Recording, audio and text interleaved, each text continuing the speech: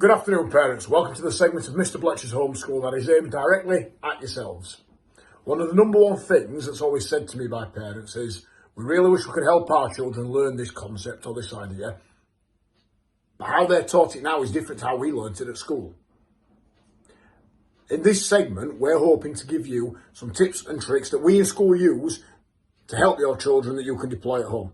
So, today's focus is on vocabulary. Vocabulary is the bedrock of all that we do in English and reading. A broad vocabulary has a variety of benefits. Quite rightly, vocabulary has been described as a tool of thought, one that enables children to more clearly articulate their thoughts and their own ideas. And in addition to this, numerous studies conducted worldwide have identified the relationship between the breadth of one's vocabulary and the future earning potentials. Notable examples that support this come from the Johnson O'Connor Institute, or even Discover magazine as a more recent example. But one of the most famous comes from the 1999 study conducted by New York economist Sanders Corriman and Professor Christopher Whitty, who is Harvard University's sociology professor. Together, they examined the results of the Armed Forces Qualification Test. And what they discovered was that those who scored high on the test had higher future income than those that scored poorly on the test, thus identifying a correlation between one's broader vocabulary and the money in life that they learn. So, without further ado and more talk of studies, let's get down to business. Here are some activities that you could do at home with your children to broaden their vocabulary.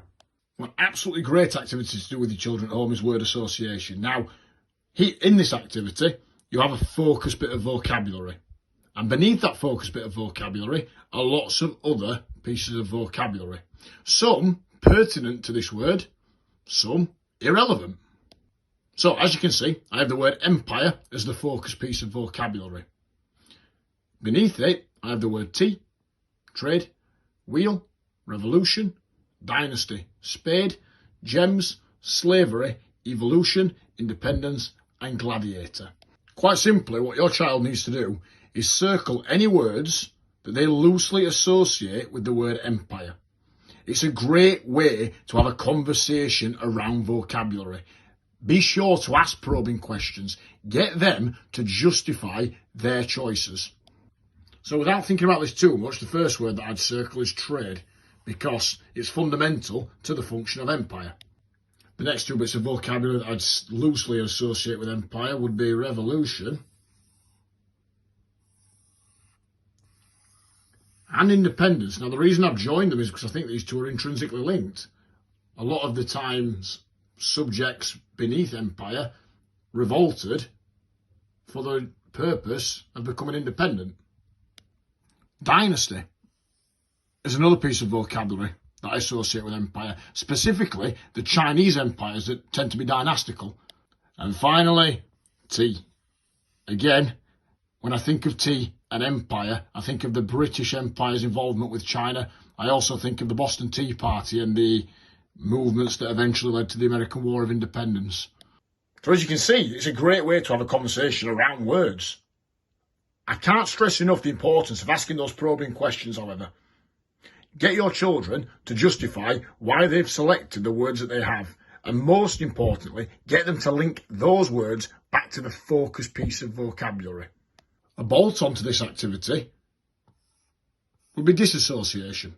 Get your children to tell you, for example, why they don't associate wheel with empire, why they don't associate gems with empire. Activity 2. So, the following is something that we use heavily within class when we're teaching new vocabulary to the children. So what you see before you is a way of making vocabulary multisensory. Archaic is the word that we're going to focus on. Here, I'll provide a definition of archaic. So, something archaic is something that is very old or very old-fashioned. What you may choose to do is provide the definition for your children. And from the definition, they can fill in the other 3 boxes. Now, why 3 more boxes, you may ask? Well, quite simply, we're trying to flesh out the bones of archaic. We have only provided a tidbit of the meaning there for the children. We want to make this as multisensory as possible. So, by drawing the word, by acting the word out, and by using it in a variety of sentences, the children are seeing this word brought to life way more than they would have from a simple definition alone. So, I'm about to make your lockdown a whole lot brighter because, as your children will tell you, I am famed for my artistic ability, as that penny farthing right there proves. Now, if you think that's bad, I won't subject you to that. But writing sentences, that is my bread and butter. So, the language was archaic. Sarah was rendered speechless by the archaic architecture. This segment's vitally important because I'm allowed to take that word and model to the children how it can be used in a contextually correct manner. I really hope that you found some use in today's segment.